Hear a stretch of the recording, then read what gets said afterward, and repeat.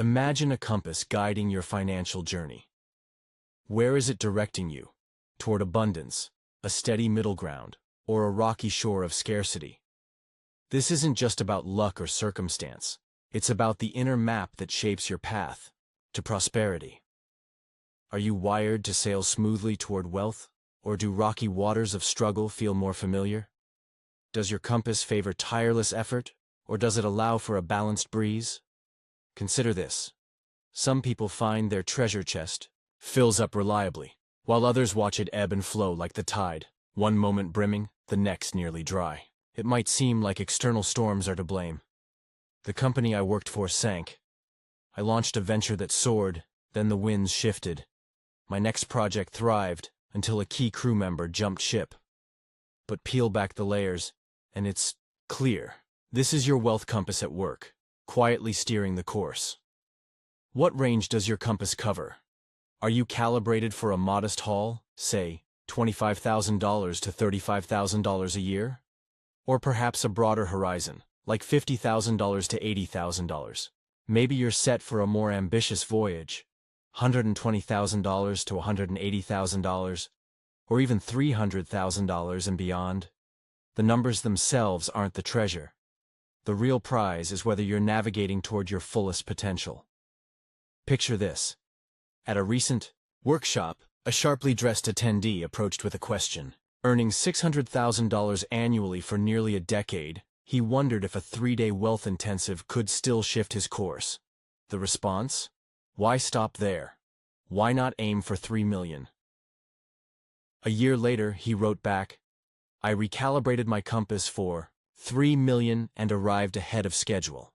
I'm returning to set it for $12 million. His journey wasn't about greed. He channeled his wealth into funding clean water projects across Southeast Asia, proving abundance can fuel generosity. Now, reflect on your own settings. Are you tuned to hoard your gains or let them slip through your fingers? Do you steer your resources with precision or watch them drift off course? When it comes to investments, do some seem to strike gold effortlessly, while others stumble over fool's gold? Take Clara, a friend from Seattle.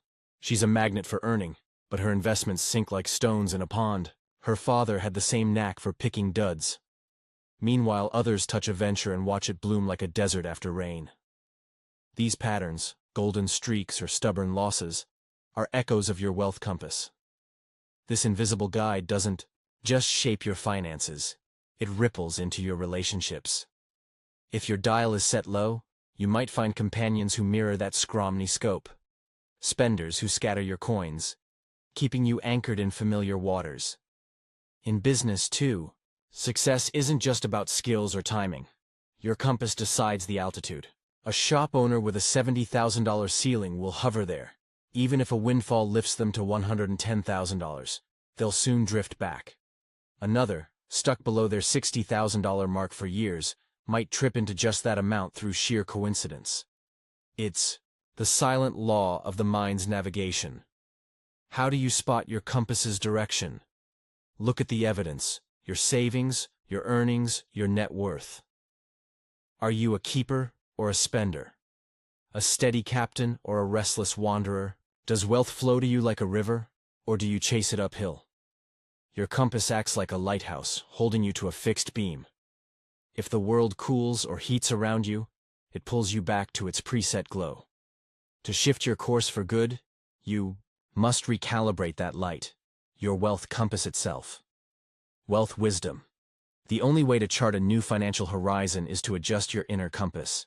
Skills and strategies, marketing, investing, negotiating, are vital rigging, but without a compass tuned for abundance, they're just tools adrift. Your earnings can only climb as far as your inner settings allow. Here's the catch. This compass tends to hold its bearing unless you consciously redirect it. The first step is awareness, shining a lantern on your thoughts, habits, and hesitations. Most of us sail on autopilot, guided by old charts drawn in childhood. Consciousness lets you step off that worn deck, choosing a fresh heading over stale programming.